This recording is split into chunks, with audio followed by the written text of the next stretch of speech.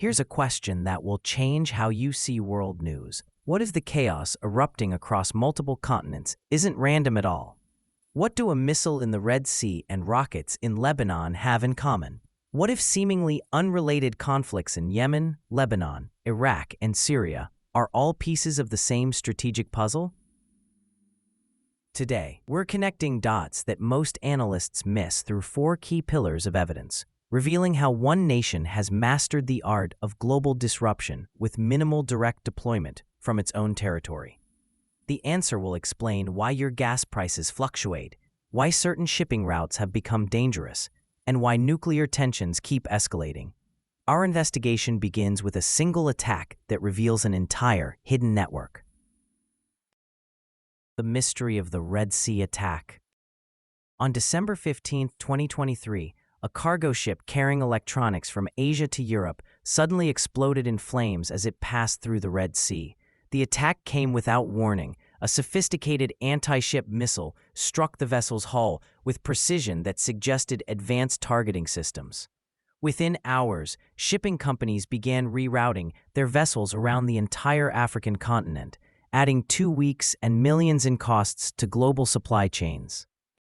The perpetrators identified themselves as Ansar Allah, better known as the Houthis, a rebel group most people had never heard of before Yemen's civil war began in 2014. Here's what doesn't make sense. Yemen ranks as one of the world's poorest nations, with over 80% of its population requiring humanitarian assistance.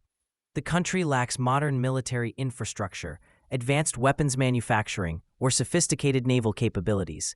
Yet somehow, this rebel group acquired missiles capable of striking moving targets 20 miles offshore with remarkable accuracy. The Red Sea carries approximately 12% of global trade, worth over $1 trillion annually. Major shipping routes through the Suez Canal depend on safe passage through these waters. When the Houthis began systematically targeting commercial vessels, they effectively held global commerce hostage.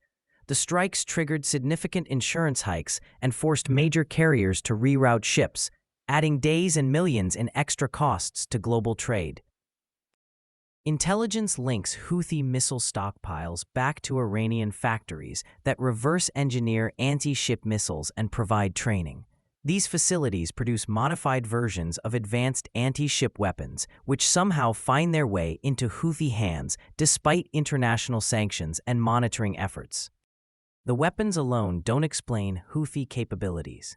Iranian Revolutionary Guard officers have been embedded in Yemen since around 2016, training Houthi fighters in missile and radar operation.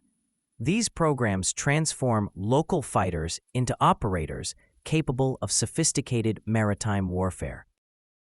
Financial records obtained through international banking investigations show regular transfers from Iranian institutions to accounts controlled by Houthi leadership. These payments total approximately $100 million annually, channeled through intermediary banks in Syria and Lebanon to avoid international sanctions.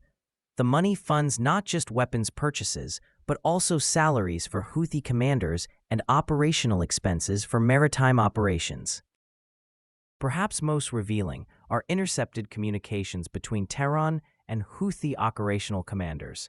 These conversations show Iranian handlers providing real-time intelligence about commercial shipping schedules, suggested target priorities, and tactical advice for maximizing economic disruption.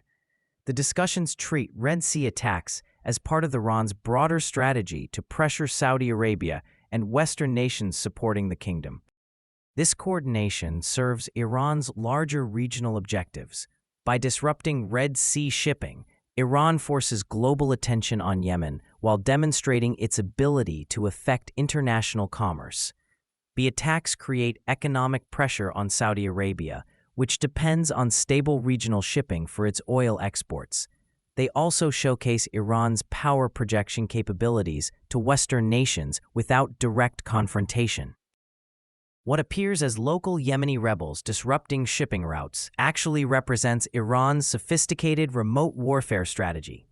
The Houthis function as Iran's maritime proxy force, extending Tehran's influence far beyond its borders while maintaining plausible deniability for the disruption of global trade networks. But this Red Sea operation represents just one theater in Iran's much larger proxy network, which extends across multiple borders and involves forces with capabilities that dwarf even some national armies. Hezbollah's Northern Command Center. The most powerful of these proxy forces operates from Lebanon's southern mountains. Hezbollah maintains one of the largest non-state rocket arsenals in the world, with firepower that exceeds the military capabilities of most European armies. This Lebanese organization has accumulated more weapons than entire nation-states, transforming from a local militia into one of the world's most formidable non-state military forces. Hezbollah functions as a parallel state in Lebanon, providing schools, hospitals, and social support that strengthen its political and military power. This governance structure allows Hezbollah to operate independently of Beirut's authority, creating what analysts describe as a state within a state. Lebanese citizens in Hezbollah-controlled areas often receive better public services from the organization than from their official government. The source of Hezbollah's extraordinary capabilities becomes clear when examining its funding structure. Iran supplies hundreds of millions annually to Hezbollah, making it the world's most well-funded non-state actor. This massive financial support enables the organization to maintain its military apparatus, fund social programs, and sustain political operations simultaneously. The funding dwarfs the budgets of many small nations and exceeds the annual military expenditures of several African countries combined. Military equipment flows from Iranian production facilities through Syria into Lebanon, utilizing established corridors that terminate in Lebanon's strategic valleys. This supply chain operates with remarkable consistency despite international monitoring efforts and Israeli interdiction attempts.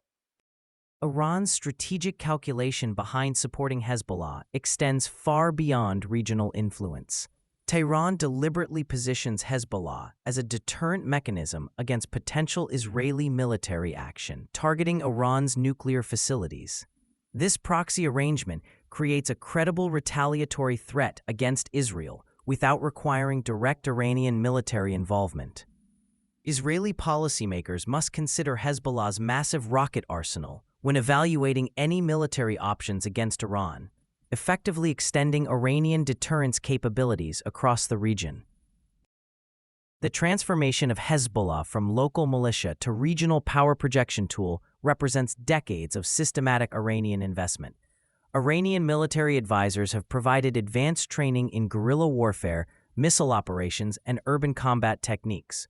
Revolutionary Guard instructors established training facilities in both Lebanon and Iran specifically for Hezbollah fighters, creating professional military capabilities that rival conventional armed forces.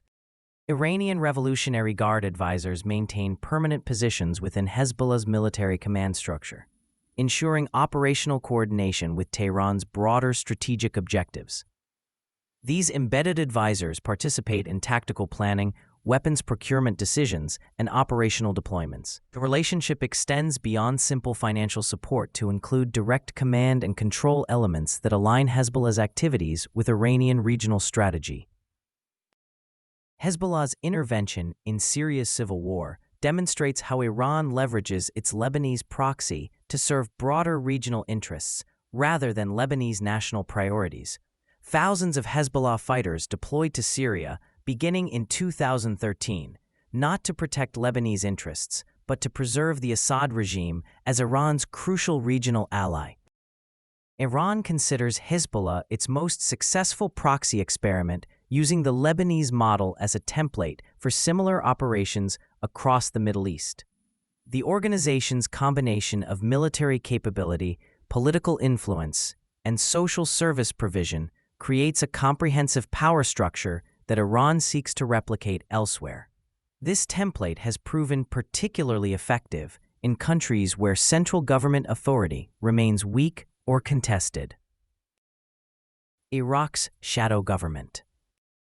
Iraq demonstrates this template's most sophisticated implementation when American forces killed Iranian General Qasem Soleimani at Baghdad International Airport in January 2020, the location raised a critical question.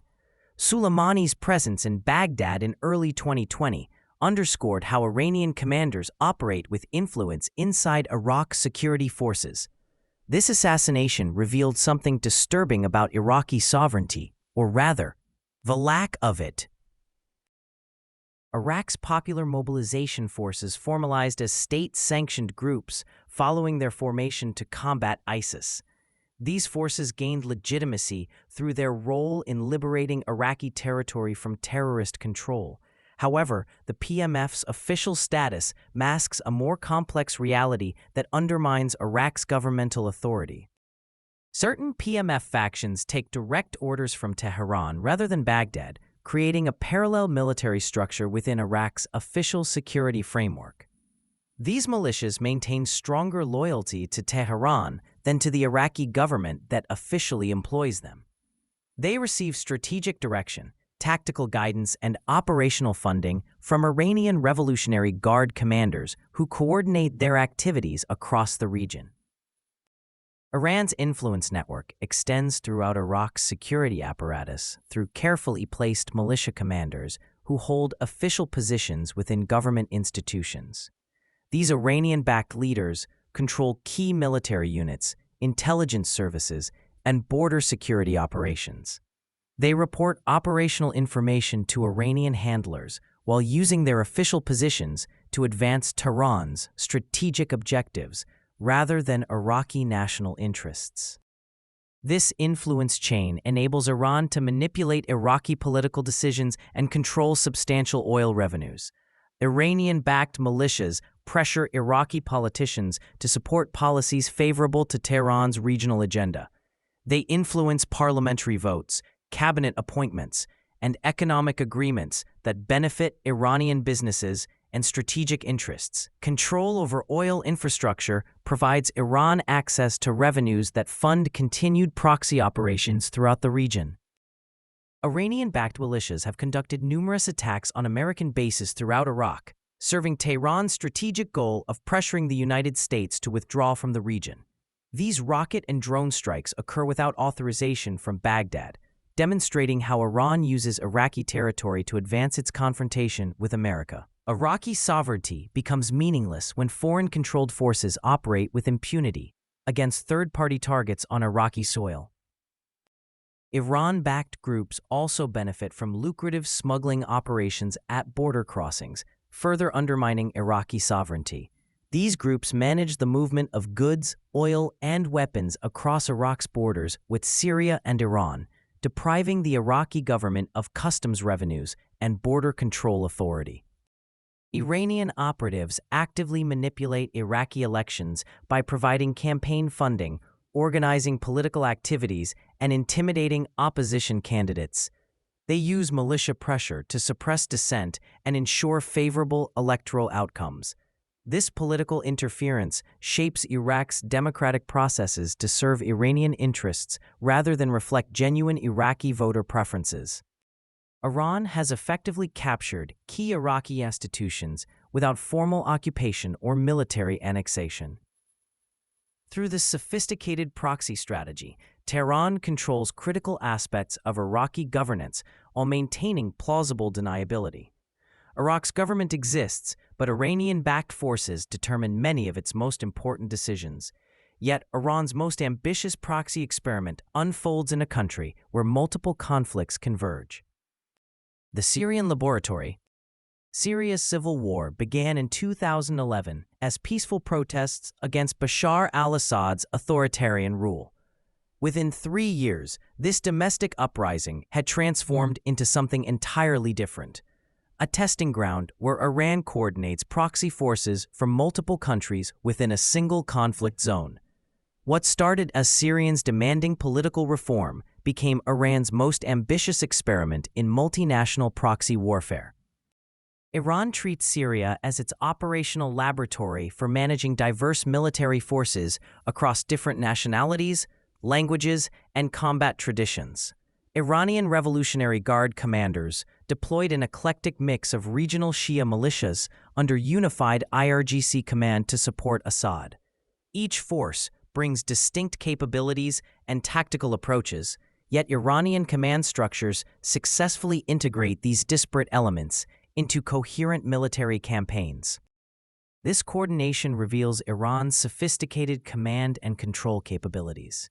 Iranian officers operate command centers that manage proxy forces across multiple time zones, languages, and military doctrines simultaneously. They provide tactical coordination for Lebanese fighters operating in southern Syria while directing Iraqi militia operations in eastern provinces and other units defending Damascus suburbs. The logistical complexity of coordinating ammunition supplies, medical support, and communication systems for such diverse forces demonstrates Iran's advanced proxy management capabilities. Iran's strategic vision for Syria extends beyond immediate conflict objectives to create what analysts term the Shia Crescent.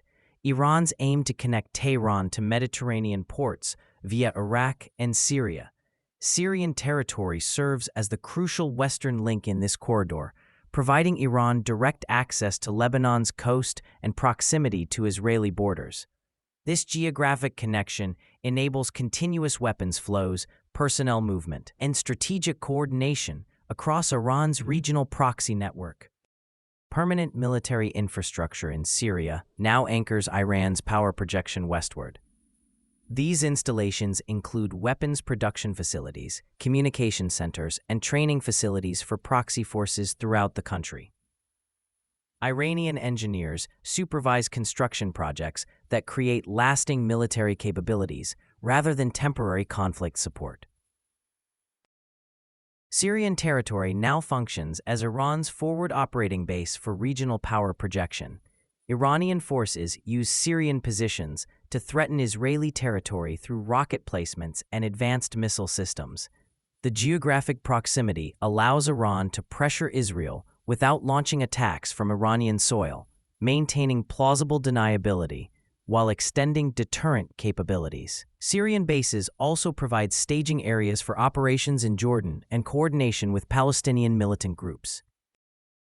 The Syrian laboratory proves Iran's ability to orchestrate complex multi-proxy operations that achieve regional dominance through calculated instability.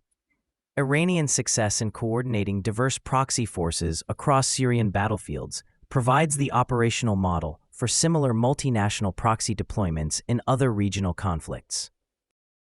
These detailed operations across Yemen, Lebanon, Iraq, and Syria reveal Iran's systematic approach to projecting influence across vast distances through carefully orchestrated networks that affect international stability far beyond Middle Eastern borders. Conclusion: this strategy represents something unprecedented in modern warfare.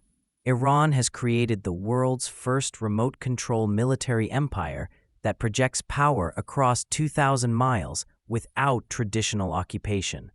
Through systematic proxy development, Tehran threatens global commerce, challenges regional powers, and pressures international negotiations, while maintaining plausible deniability for these operations.